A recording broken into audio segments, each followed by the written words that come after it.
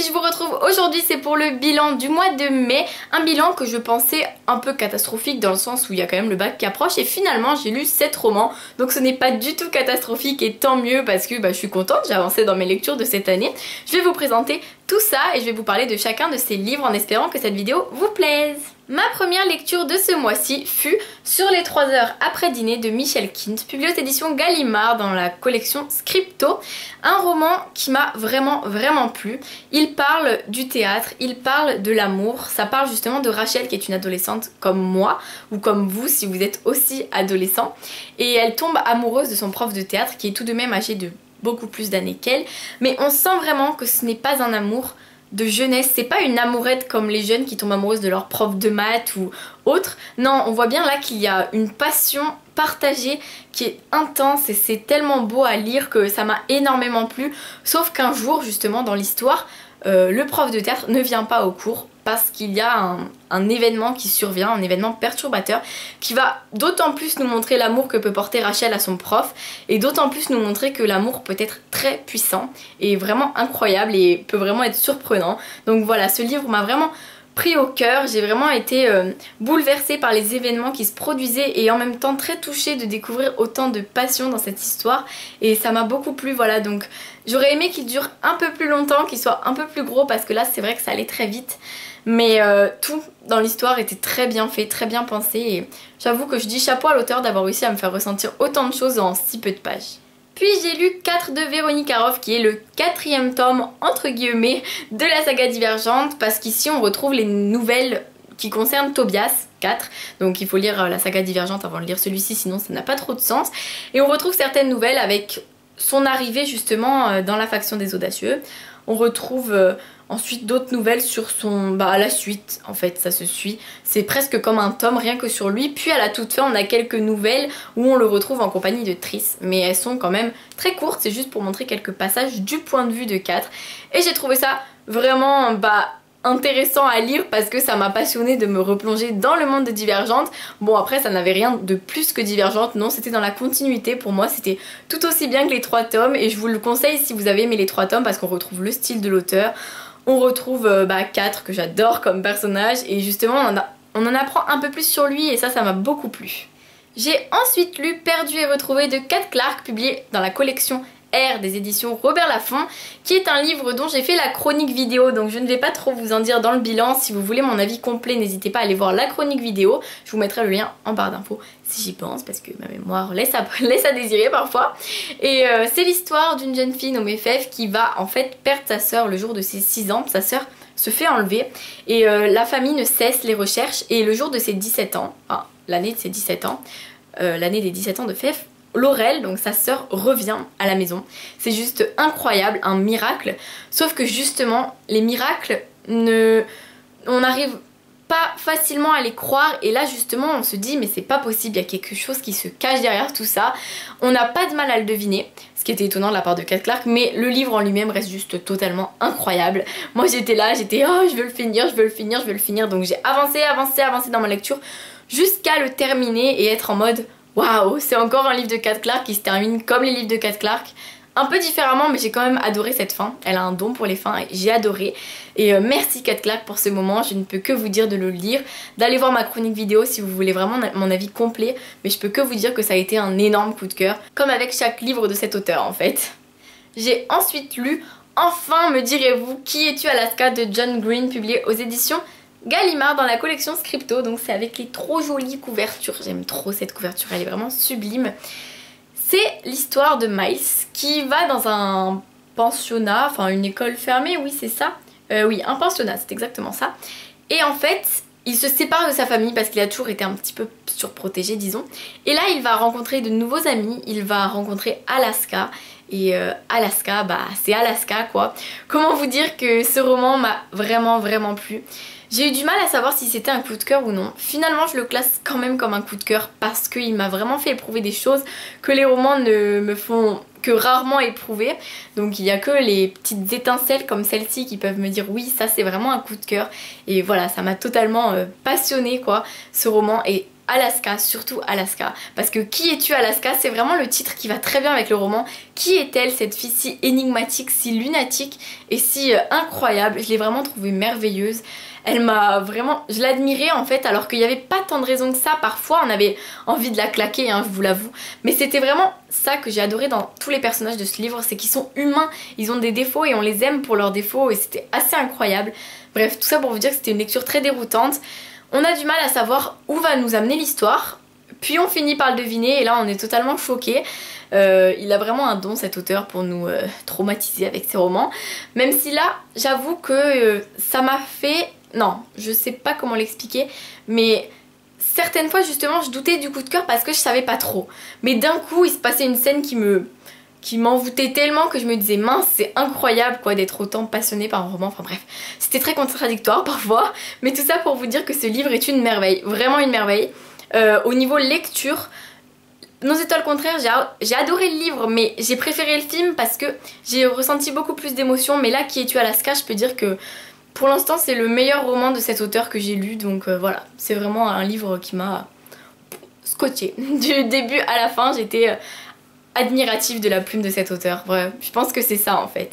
Puis j'ai lu L'année solitaire de Alice Oseman, publié aux éditions Nathan, et comment vous dire que ce livre est totalement incroyable, encore une fois, parce qu'on ne sait pas du tout où on va. Il n'y a pas de vrai résumé, mais si vous voulez un résumé assez simple, comment vous dire ça?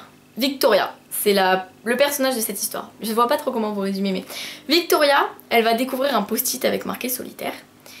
Et là, va s'en suivre un mouvement de foule dans le lycée où, comment vous dire ça, tous les gens vont suivre le blog solitaire, qui est un blog qui leur promet justement plein d'aventures dans le lycée, plein de trucs incroyables.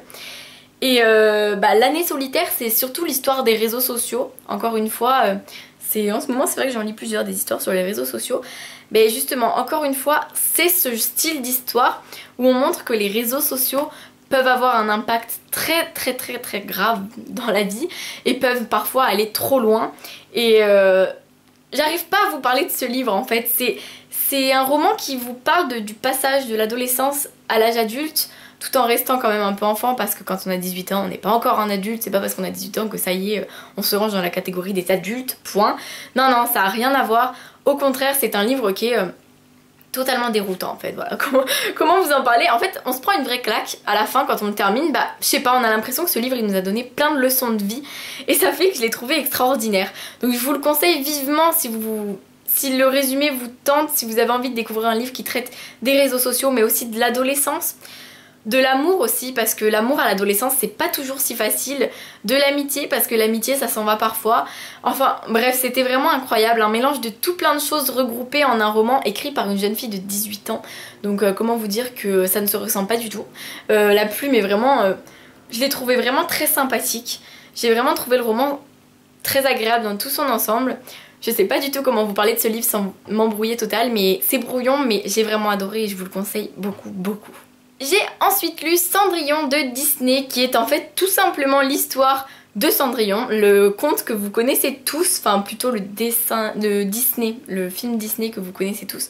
Personnellement le dessin animé je l'ai vu des tas et des tas de fois, mais je ne pourrais pas les compter et ça m'a fait tellement plaisir de replonger dans cette histoire qui vraiment s'inspire du dessin animé. C'est presque exactement la même histoire, mais parfois il y a des petites touches qui changent, des petits détails et du coup ça nous donne un peu de suspense. Bon, du suspense, voilà, entre guillemets, hein. Mais j'ai vraiment adoré me replonger dans ce conte de mon enfance qui m'a rappelé plein de souvenirs et qui m'a mis plein de magie dans les yeux, parce que plein d'étoiles dans les yeux, c'était tellement mignon quoi de relire toute cette histoire que j'adorais il y a pas si longtemps que ça et que j'aime toujours, hein, je vous le dis. Donc voilà, si vous avez envie de vous détendre, je vous conseille Cendrillon parce que c'est un conte que moi personnellement j'ai toujours adoré, hein, l'histoire de la princesse qui... La pauvre tombe amoureuse alors qu'elle est plutôt servante entre guillemets à cause de sa belle-mère méchante et qu'au final elle tombe amoureuse et c'est un prince, comme par hasard un prince ne peut pas épouser une servante ou une femme qui fait la cuisine, le ménage, non il va épouser une grande princesse, un bon parti. Enfin bref, tout ça pour vous dire que j'ai vraiment adoré cette petite histoire très sympathique. Et enfin ma dernière lecture du mois, il s'agit de Enclave de Anna Guéry, publié aux éditions Le Livre de Poche Jeunesse que j'ai reçu grâce aux éditions Hachette. Il y a aussi Cendrillon que j'ai reçu grâce aux éditions Hachette. Je les en remercie car Enclave était une saga que je voulais découvrir depuis très longtemps. Mais Oui, il y a un mais. J'avais, comment vous dire, enfin j'avais pas d'a priori du tout, hein. Pour moi c'était une dystopie, donc les dystopies commencent franchement à se ressembler au fur et à mesure, mais c'est toujours un plaisir de découvrir des nouvelles histoires, des nouveaux mondes créés par les auteurs. Et là justement c'est plutôt l'histoire d'un tunnel, enfin en fait d'une vie sous terre, parce que l'eau dessus serait devenue invivable, dangereux, et donc ils vivent dans une enclave, mais en fait ils vivent fermés, et c'est une dictature en quelque sorte, même si le personnage principal ne le voit pas comme ça. Sauf que j'ai adoré l'histoire, hein, vraiment, mais en fait j'ai eu une légère déception, légère, que légère je vous jure, parce que j'ai entendu énormément d'avis positifs, très positifs, et moi en le lisant j'ai eu comme une espèce de distance avec l'histoire par rapport au style que j'ai trouvé parfois manquant de maturité, si je puis dire. Je dis pas que je suis une fille mature parce que j'ai que 17 ans, blablabla. C'est pas dans ce sens-là, mais la plume, elle était peut-être un peu trop enfantine par moment et ça m'a dérangée. Je ne sais pas trop pourquoi ça m'a dérangée, mais ça m'a moins absorbée, ça m'a moins passionnée, ça m'a moins intégrée à l'histoire. Je me sentais un peu à l'écart parfois, peut-être parce que l'auteur a voulu faire un langage parlé. Du coup, le personnage principal, Trèfle, a des idées très fermées. L'auteur a eu raison d'ailleurs de faire en sorte que Trèfle ne change pas d'un coup d'avis, parce que des fois dans les dystopies, le personnage principal, il est dans sa dictature, puis d'un coup il sort, et il est en mode « Oh mon dieu, franchement, c'était n'importe quoi ce qu'il disait. » Non, non, la Trèfle, elle est conditionnée. On voit bien que son cerveau a été conditionné depuis le début, et justement, j'ai trouvé ça très bien que l'auteur garde cela. Trèfle a des idées fermées sur plein de choses, ça nous agace quand on lit le livre, mais l'auteur a eu raison parce que justement ça nous montre à quel point quand on est conditionné on peut être têtu et on peut avoir tout faux, alors que, enfin pas forcément tout faux, mais on peut penser vraiment des choses très extrêmes, alors que on voit que ce personnage n'est pas bête en soi et qu'il commence à comprendre, mais on a du mal quoi. Quand toute notre vie on nous a dit ça t'as pas le droit de le faire, bah c'est comme ça, c'est difficile à faire quand ça fait 18 ans qu'on vit avec cette règle et que d'un coup elle s'en va quoi. Enfin bref, tout ça pour vous dire que j'ai beaucoup aimé cette dystopie, mais qu'il y a quelques petits points qui ont fait que ça n'a été qu'une bonne lecture en soi, qu'une bonne lecture, mais ça reste quand même une dystopie que je vous conseille si vous aimez ce genre, parce que vous allez aimer découvrir un nouveau monde, c'est sûr. Ça donne envie de savoir la suite, mais c'était pas une fin affreuse. Ou alors c'est parce que j'ai pas eu le coup de cœur pour le livre et du coup ça fait que je suis pas très impatiente de lire tout de suite la suite, mais je la lirai parce que ça m'intrigue quand même franchement tout ça. Ça y est, c'est terminé, j'ai terminé cette vidéo, j'espère qu'elle n'est pas trop longue, je n'arrive pas du tout à m'en rendre compte quand je parle de livres. Si c'est le cas, je m'en excuse, mais 7 livres ça fait beaucoup. En tout cas, je vous fais plein de bisous, je vous dis pas à très bientôt en fait, parce que le bac c'est dans pas longtemps du tout, ça commence le 17, donc c'est vraiment très très proche. En fait c'est dans une semaine. Enfin bref, tout ça pour vous dire que je vous fais plein de bisous. On se retrouve après le bac je pense, donc vous allez avoir 2 semaines et demie sans vidéo, mais après promis je reviens. Je vous fais plein de bisous et je vous dis à dans 2 semaines, en espérant que cette semaine de bac se passera bien et que je vous retrouverai en pleine forme et toute heureuse et satisfaite de cette année. Voilà, bisous bisous et à bientôt.